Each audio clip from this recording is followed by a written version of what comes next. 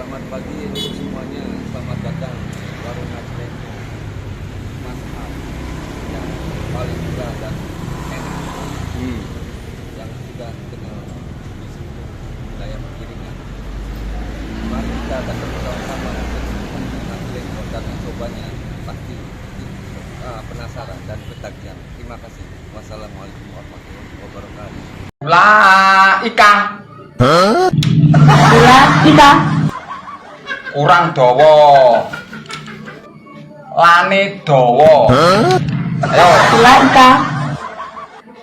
Kurang dawa. Ayo. Lah, coba.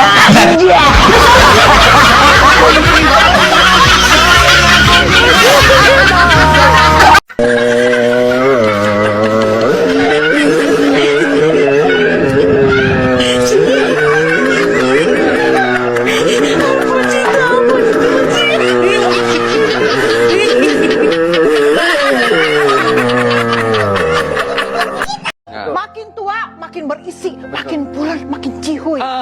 Jangan udah tua, pakai koyo, pakai daster, duduk di pojokan. Nggak boleh. Udah tua tuh harus makin cantik. Jadi Bu, kalau minta syafaatnya Rasulullah tidak langsung ya Rasulullah aku minta syafaatnya Nabi, salah. Yang benar adalah ya Allah aku minta syafaatnya Nabi.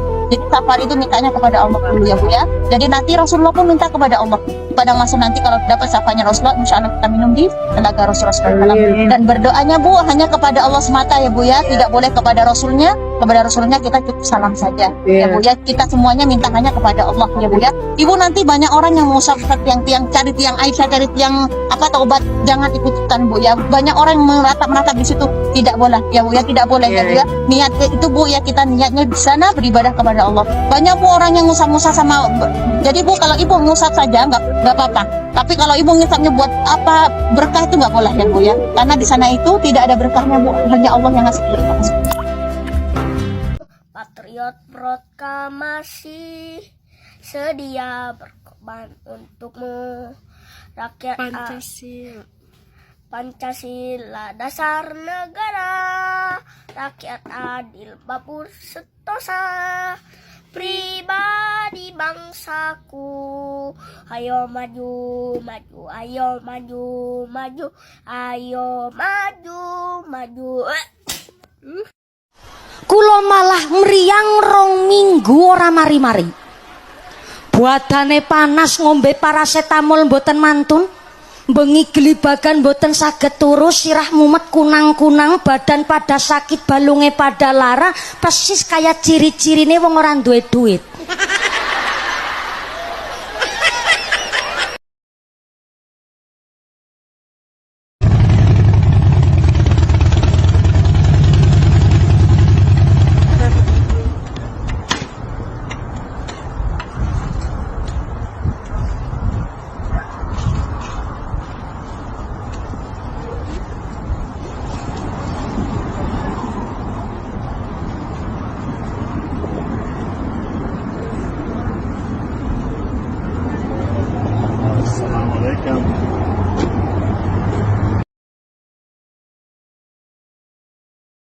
Kamu harus semangat ya, Andin.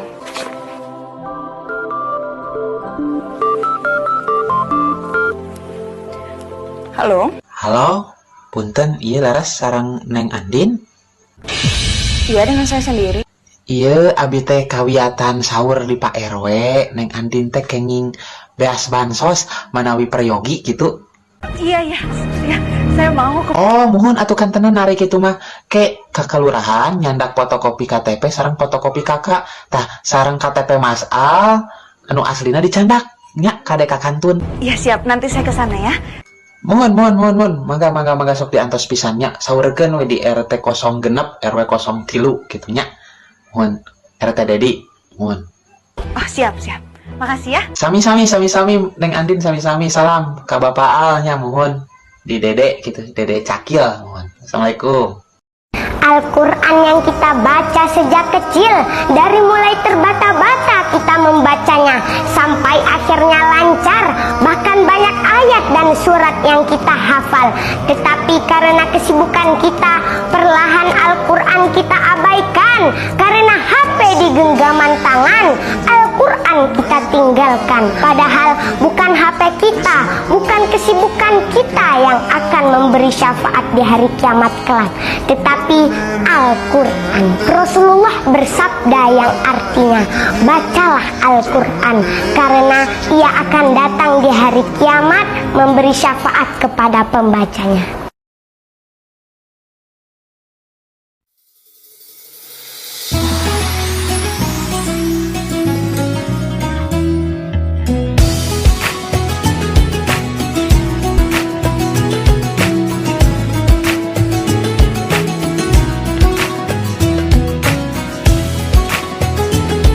Ikutin Rasulullah SAW saat hendak mengeksekusi pilihan. Nabi Muhammad SAW itu disebutkan dalam riwayat, ya, karena Nabi SAW idza arada amran. Nabi itu kalau mau menjatuhkan pilihan, menjatuhkan pilihan, menginginkan satu hal, maka sepanjang proses Nabi mau mengeksekusi, Nabi baca doa, baca ini. Saat antum keluar dari rumah menuju TPS, tempat pemungutan suara, bilik suara, baca ini. Allahumma khirli wakhtarli. Allahumma khirli wakhtarli. Artinya, ya Allah, jadikanlah yang saya pilih ini baik, yang saya yakinin ini baik, dan pilihkanlah, condongkan hati saya untuk memilih yang menurut Engkau baik. Sekarang di beberapa kantor itu ghairil maghdubi alaihim waladdallin, sudah takut bilang. Dan saya juga baru sadar tadi pagi bahwa ternyata acara debat tadi malam itu tidak lagi berdoa, mengheningkan cipta. Kenapa jadi tidak ada doa? Tapi saya juga baru sadarnya pagi. Pada malam tadi malam itu cuman ketika mengheningkan cipta, kita diam semua. Doa, tumben doanya diam. Jangan-jangan tasyahud pun sekarang begini aja semua. Iya. Masa tasawuf tangannya keluar dua, kan? Tasawuf satu lah, mau gimana kita? Ampun. Ngasahnya juga nih, teliti, telaten. Tahu batunya? Nih batunya. Ini Naniwa, ini 400, ini 1.700.000 ini. Oh, baru atu itu, grade 400. Ya. Nah, kalau yang ini 2.800.000 Masya Allah, tabarakallah. Tuh. Tuh, ini aja dua udah hampir goceng tuh. Tuh yang, nah itu berapa iya. Pak? Nah, kalau yang ini 5 juta. 5 juta. 900 nih. Oh, grade 900. Ini grade 10.000. 10.000. Iya, Masya Allah. Ini saya potong. Nah, kalau yang ini, terus ini 8 juta. Masya Allah. Grade berapa itu Pak? 12.000 ya? Enggak, ini lah yang 8.000-nya. 8.000-nya. Nah, ini yang 12.000, ini 21 juta. 21 juta? Ya, Masya Allah, tabarakallah. Baru, ini sama ini. Ini besi nih, bukan batu, besi. Besi itu. Ya. Nah ini seru intan.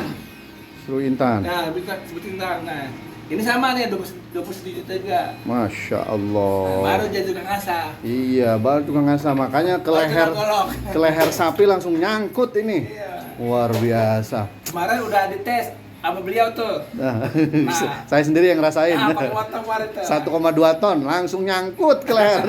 Kaget sempat itu. Narik berhenti dulu sebentar. Masya Allah. Sip dah. Allahu Akbar.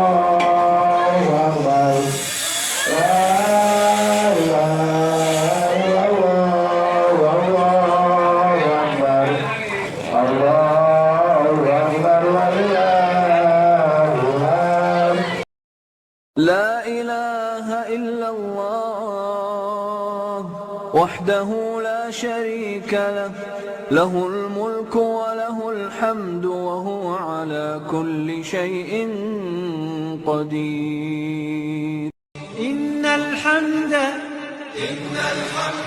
والنعمة لك والملك لا شريك لك ربنا إني أسكنت من ذريتي بواد غير ذي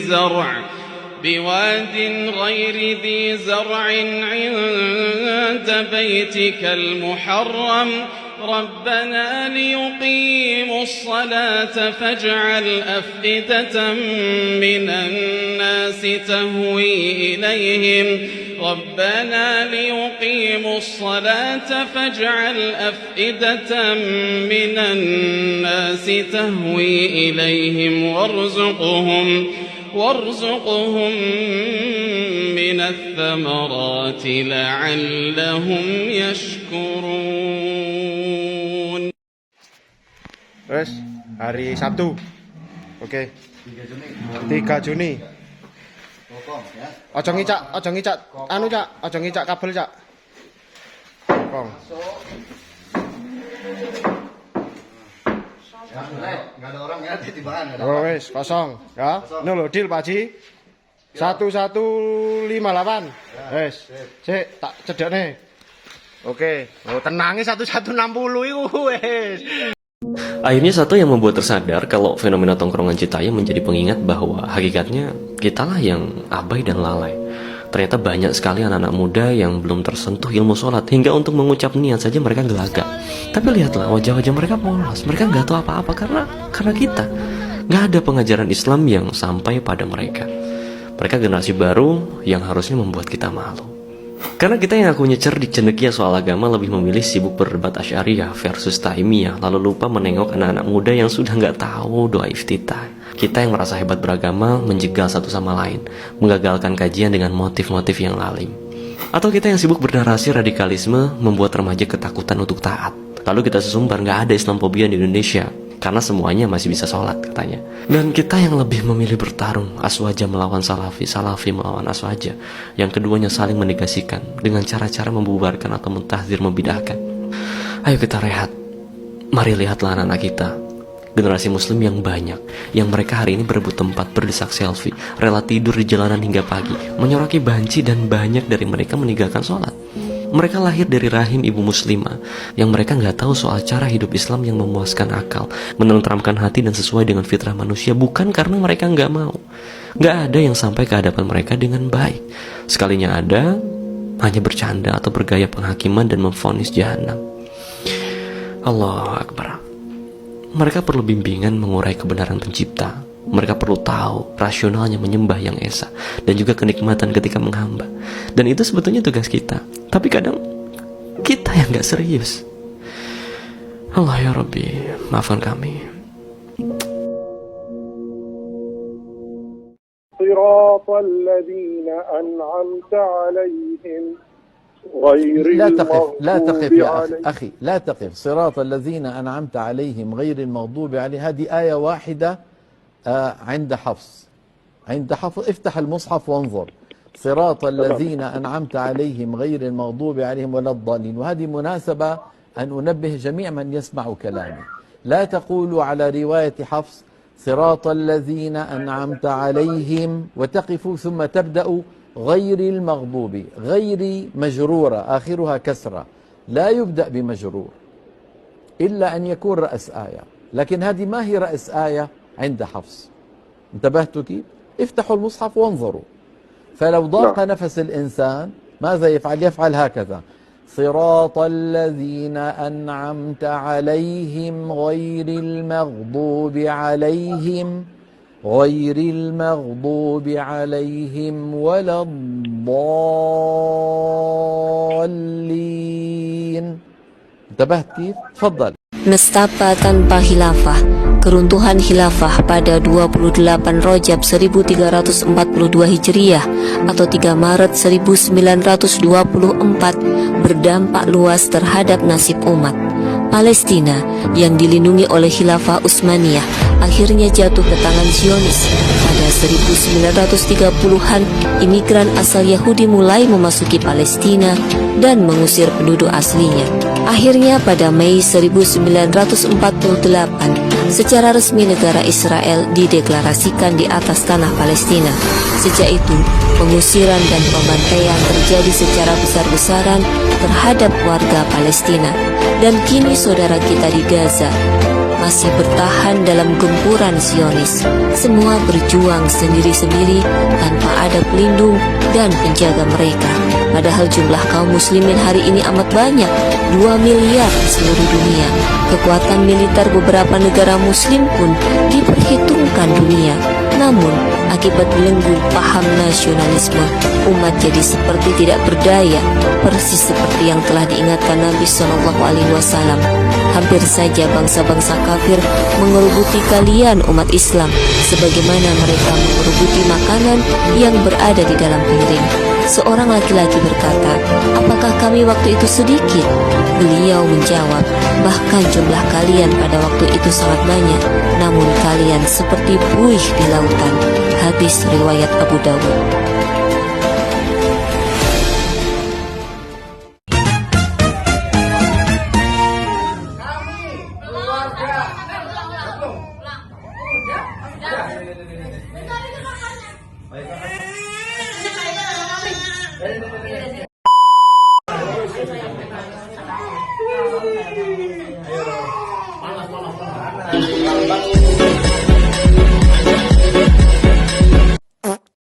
Kami keluarga Mama Dali mengucapkan Minkum siamana wa siamakum. Mohon maaf lahir dan batin.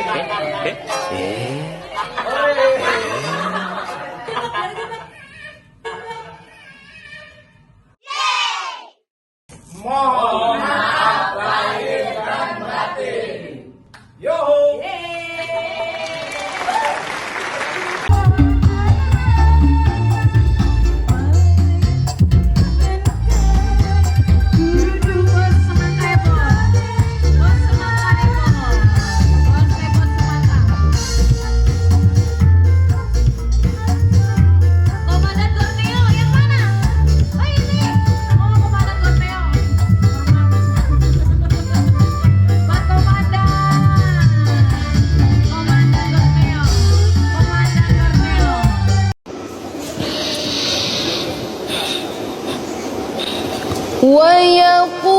ويقولون للذين كفروا هؤلاء أهدى من الذين آمنوا سبيلا. Nama saya Citra Multiplasenta.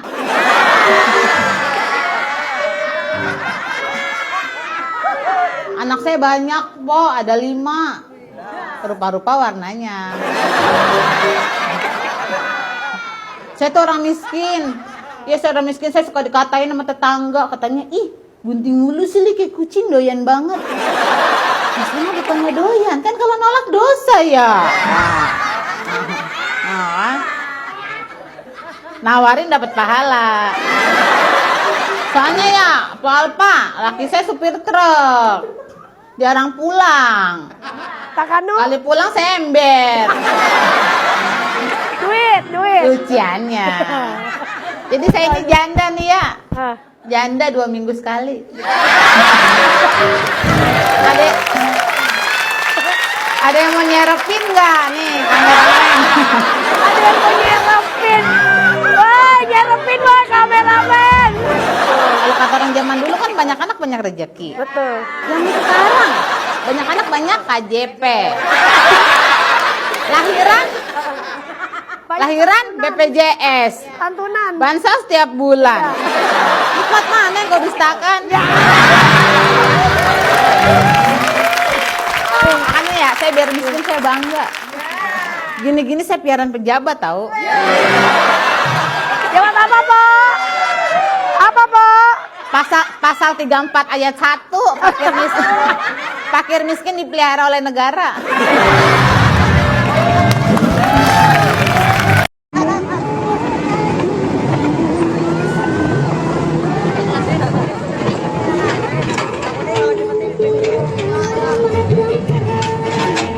Kanal jemputan.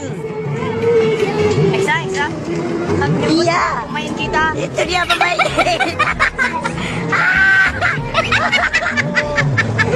Panjang bintang macam apa ya? Bisa naik, kan bisa turun.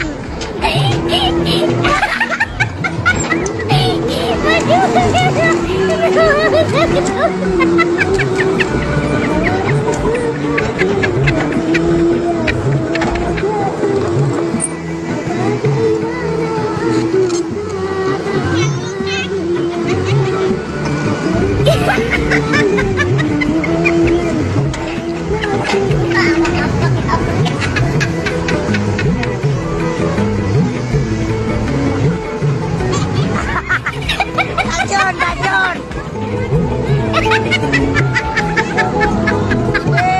Bola no. Gotas kena.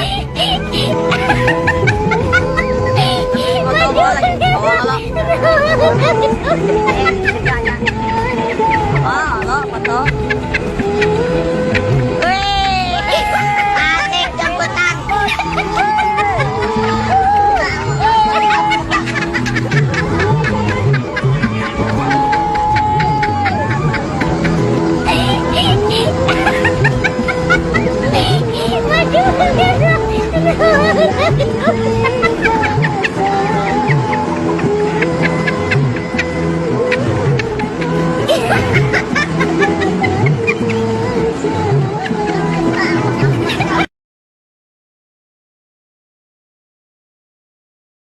What is the Quran? What is it? What are these words that you recite? How would you explain the Quran to a non-Muslim? The Quran is the divine speech of Allah, which is unchanged. It is a way of life. It is the methodology of life. It is guidance for all of mankind. It is from the greatest mercy that Allah Ta'ala brought down to this universe. It is a book full of blessings.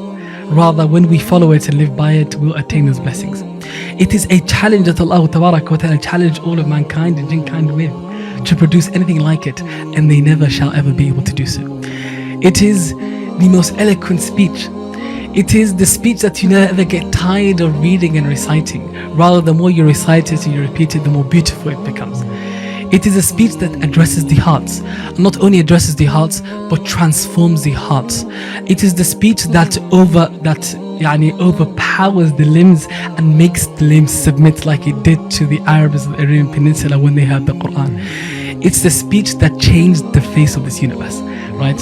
And it's speech that if you understand it and you really open up your heart to it, it will change your life for the better. So that's the Quran. Hewan apa yang sering kita temui di depan pintu kantor? Cicak. Kan? Atau belalang. Kenapa belalang? Belalang masuk kecuali karyawan. Permen apa yang paling besar? Atau Candy Borobudur. Danau apa yang tidak cocok untuk anak-anak? Danau, nggak tahu gua. Toba. Buat anak gua toba-toba. Daerah di Indonesia yang ceweknya nggak sabaran, nggak tahu? Cikarang. Karena nggak mau ntar, maunya Cikarang. Nyamuk itu punya nama sebenarnya, Cak. Nyamuk itu punya nama. Lu tahu nggak namanya nyamuk itu siapa? Nggak tahu gua. Nggak tahu. Nggak tahu. Ternyata nama nyamuk itu Tatang. Kok Tatang? Ada lagunya. Tatang seekor nyamuk.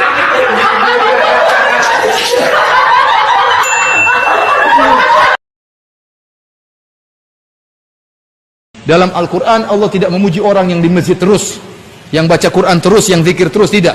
Tapi yang Allah puji orang yang berdagang, orang yang bekerja, yang bertransaksi, tetapi jika datang panggilan Allah dia sholat.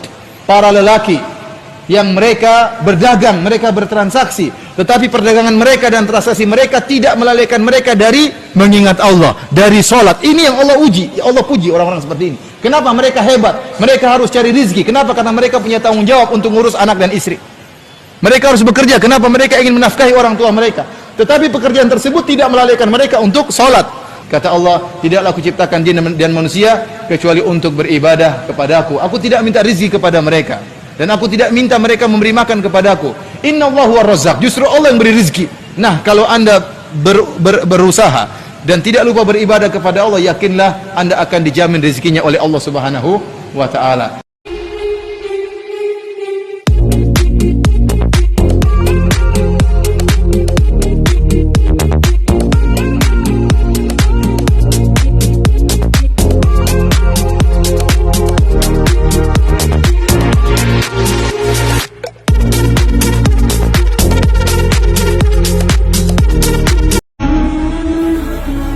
Setelah melewati usia 40 dan 50 tahun, yang memiliki makna penting dalam perjalanan hidup seseorang, saatnya kita memasuki tahap yang lebih matang, yaitu usia 60 tahun.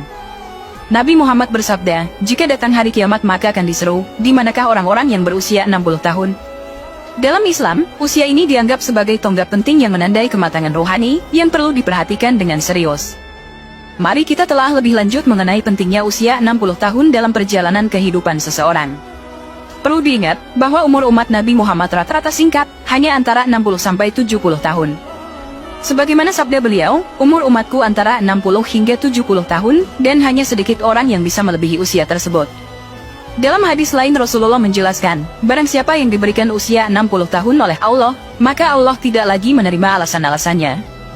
Imam Ahmad juga meriwayatkan dari Abu Hurairah bahwa Rasulullah bersabda, Allah tidak lagi menerima alasan dan uzur seorang hamba yang usianya telah dipanjangkannya hingga 60 atau 70 tahun, sungguh Allah tidak lagi menerima uzurnya.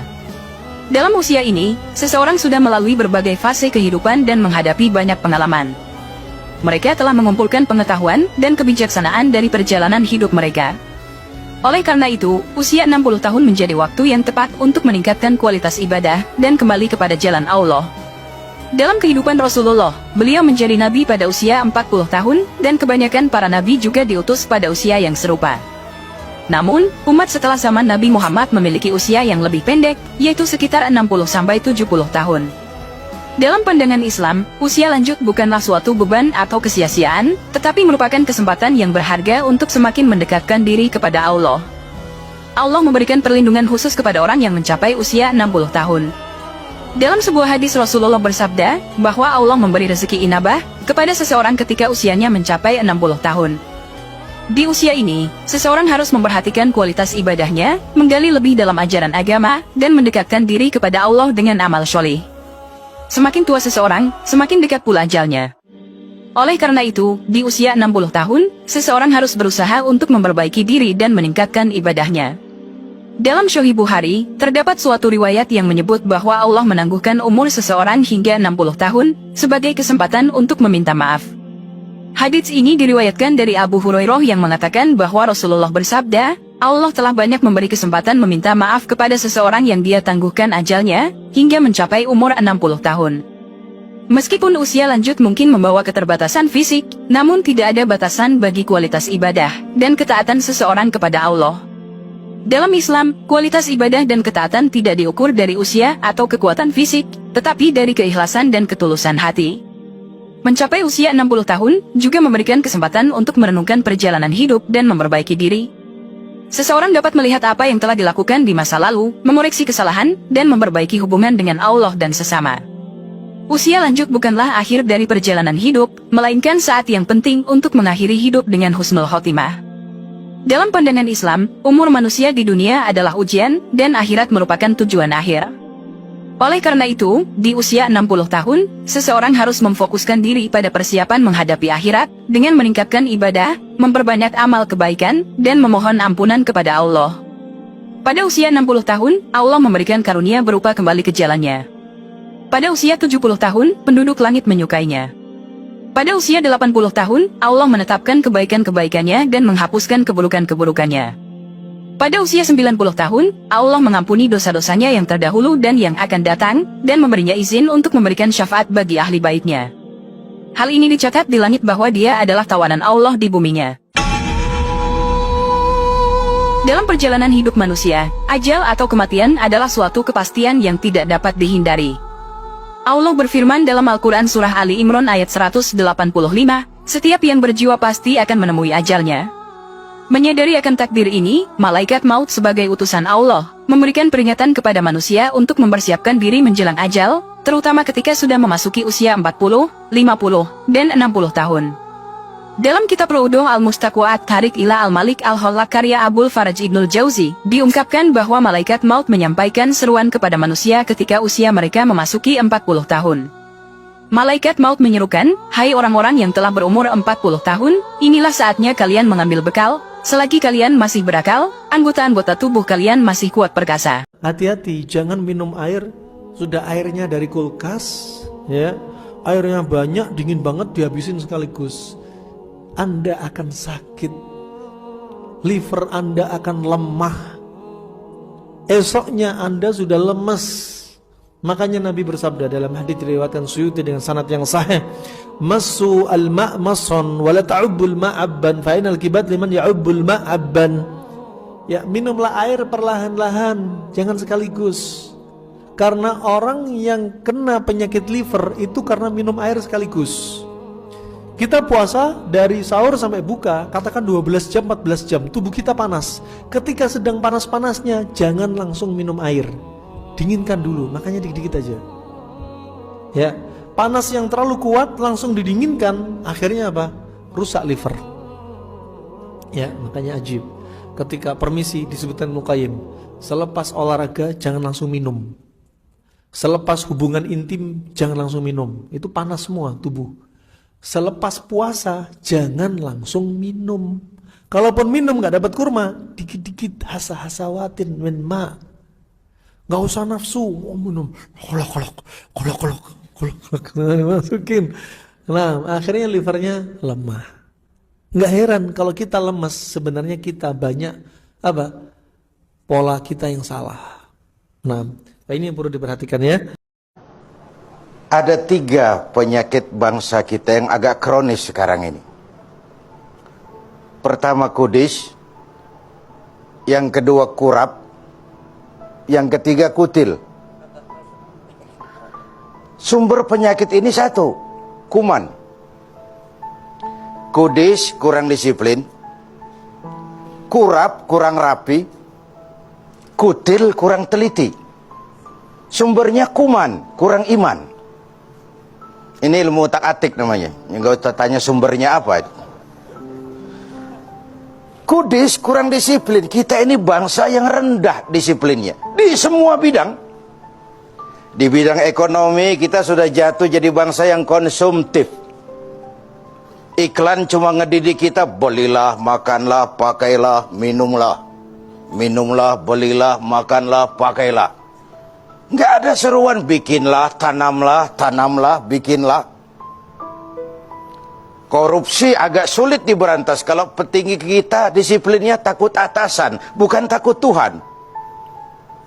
Kan ada itu anak muda naik sepeda motor ngebut, perempatan lampu merah nyodok terus, dicegat sama polisi. Minggir kamu. Iya. SIM ada Pak. STNK ada Pak. Tahu lampu merah? Tahu Pak. Kenapa jalan terus? Saya nggak tahu, ada bapak.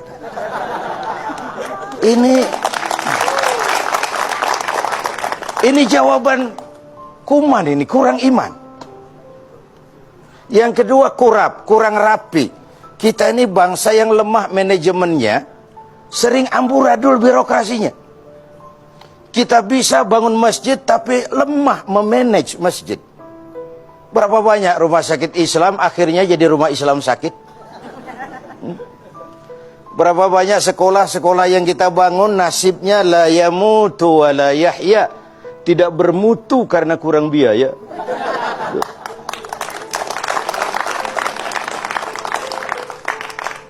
Yang ketiga kutil, kurang teliti.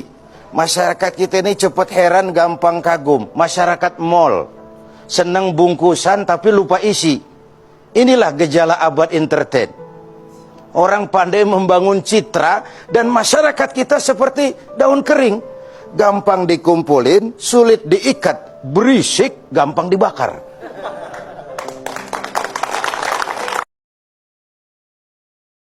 Assalamualaikum warahmatullahi wabarakatuh. Pergilah ke masjid dalam keadaan berdiri, karena suatu saat nanti kau akan pergi ke masjid dalam keadaan berbaring, dan ketika itu safmu berada di paling depan. Ke masjid itu sampai tua, bukan nunggu tua baru ke masjid. Ke masjid itu sampai mati, bukan nunggu mati baru ke masjid. Al-Qadhi Abdullah Al-Baghdadi yang bermimpi melihat Rasulullah sallallahu alaihi wasallam musfarral laun, pucat mukanya. Ditanya, "Ya Rasulullah, kenapa mukamu pucat pasi, terlihat sedih?" Maka beliau alaihi wasallam menjawab, "Malam ini ada 1.500 umatku yang meninggal dunia, hanya 2 yang mati membawa iman. Sisanya mati dalam keadaan kufur."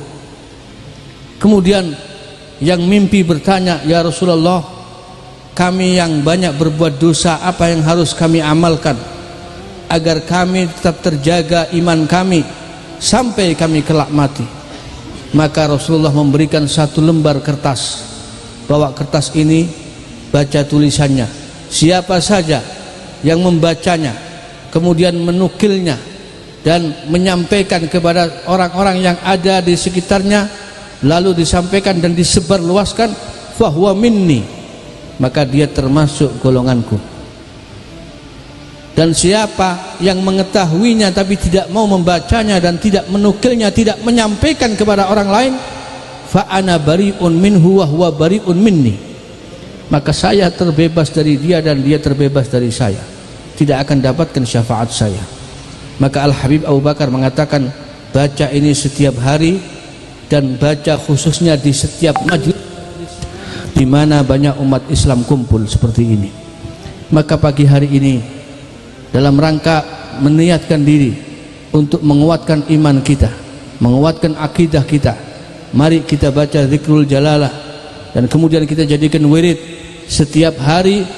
Lalu kemudian Al-Habib Abu Bakar dalam satu majlis yang khusus, beliau meminta itu ditulis dan digantungkan di dinding, dijadikan azimah di rumah masing-masing. Qulu ma'i la ilaha illallah al-mawjud fi kulli zaman, la ilaha illallah al-ma'bud fi kulli makan, la ilaha illallah al-madhkur bi kulli lisan, la ilaha illallah al-ma'ruf bil ihsan, la ilaha illallah kulla yawmin huwa fi syan, la ilaha illallah al-aman al-aman min zawalil iman wa min fitnati syaitan, ya qadim al-ihsan kam laka alaina min ihsan, ihsanuka al-qadimu ya hannan ya mannan, ya rahimu ya rahman, ya ghafuru ya ghaffar, ighfir lana warhamna wa anta khairur rahimin. Wa sallallahu ala sayyidina Muhammadin wa ala alihi wa sahbihi wasallam. Alhamdulillahirabbil alamin. Assalamualaikum warahmatullahi wabarakatuh. Kalau kalian bingung memisahkan antara kuning telur dan putih telur, kalian bisa menggunakan sebuah botol. Terlihat pada video ada seorang pria atau wanita ini yang menggunakan sebuah botol.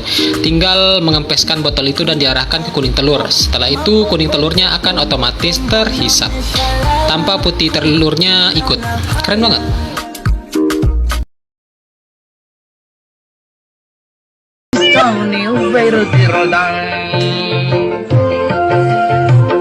Oh!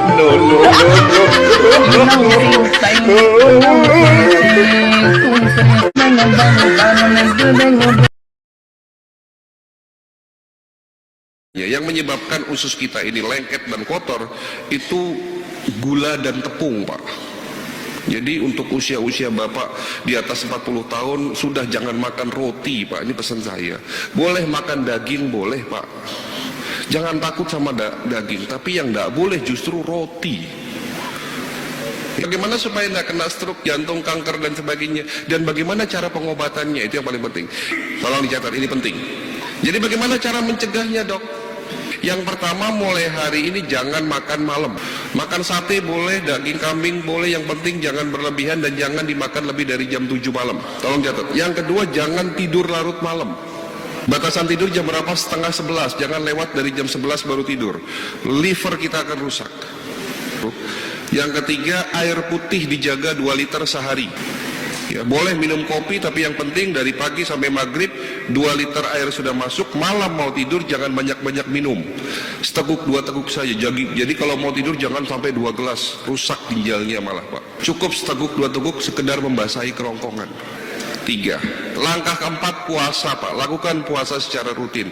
Itu yang keempat, puasa. Yang kelima, ini penting, Pak, tapi kadang-kadang suka tidak sadar ini. Mohon maaf kalau saya sedikit menyinggung perasaan Bapak. Yang kelima ini, jika mau sehat, kata Nabi, bukan kata saya, kata Nabi, jaga hati. Karena penyakit hati ini bisa menyebabkan gangguan fisik. Orang yang suka marah-marah gampang kena stroke nggak, Pak? Gampang kena stroke, gampang kena hipertensi, diabetes dan sebagainya. Jadi jaga hati. Penyakit hati ini contohnya apa? Iri, dengki, sombong, takabur. Bahkan senyum saja dengan sesama muslim dapat pahala, Pak. Gitu loh. Karena dengan senyum kita memberikan kebahagiaan kepada orang lain. Bukan begitu, Pak? Iya. Tapi kalau lewat depan rumah tetangga lalu kita cemberutin, kira-kira itu perasaannya gimana yang kita cemberutin? Kira muncul penyakit gitu loh. Ya, hipertensi, jantung, stroke dan sebagainya. Jaga hati. Yang keenam, check up sebelum sakit, itu jawabannya. Jalankan 6 langkah tadi. Mohon maaf kalau penyampaian kami ada yang kurang baik, menyinggung hati, mohon dimaafkan sekali lagi. Akhirul kalam, wabillahi taufiq wal hidayah. Wassalamualaikum warahmatullahi wabarakatuh.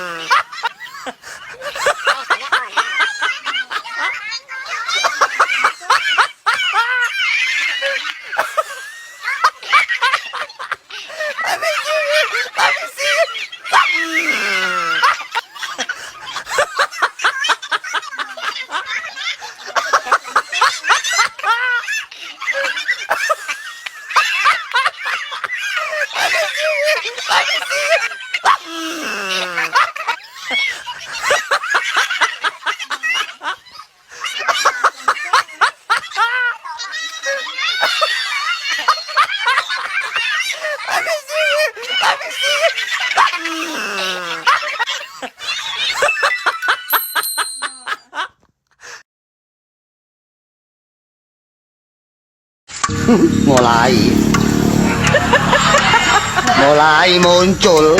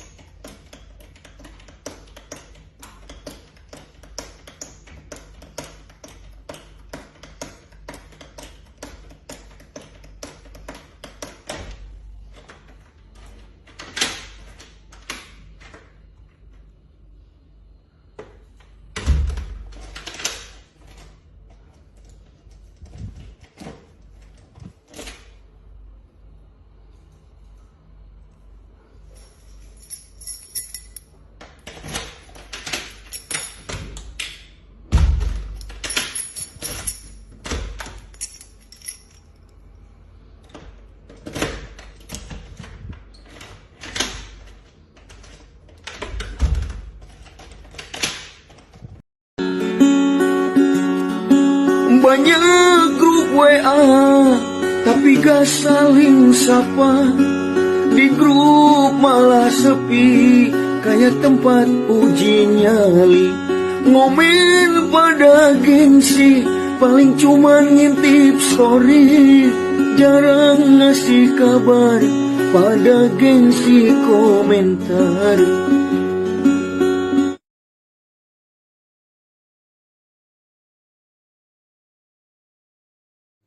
Selamat siang.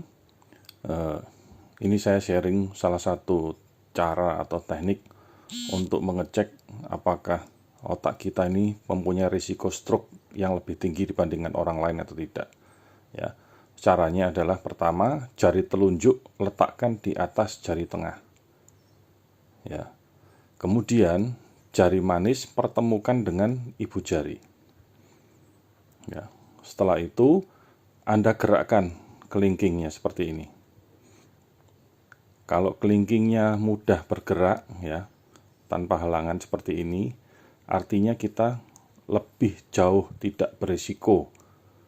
Otak kita lebih sehat dibandingkan yang kelingkingnya susah. Apabila Anda mengalami seperti ini ya, atau mau naik susah ya kan, atau ketekuk seperti ini, itu artinya lebih berisiko terhadap stroke. Jadi perlu diwaspadai ya. Semoga metode simple ini bisa bermanfaat dan digunakan untuk keperluan kesehatan masing-masing. Terima kasih. Selamat siang.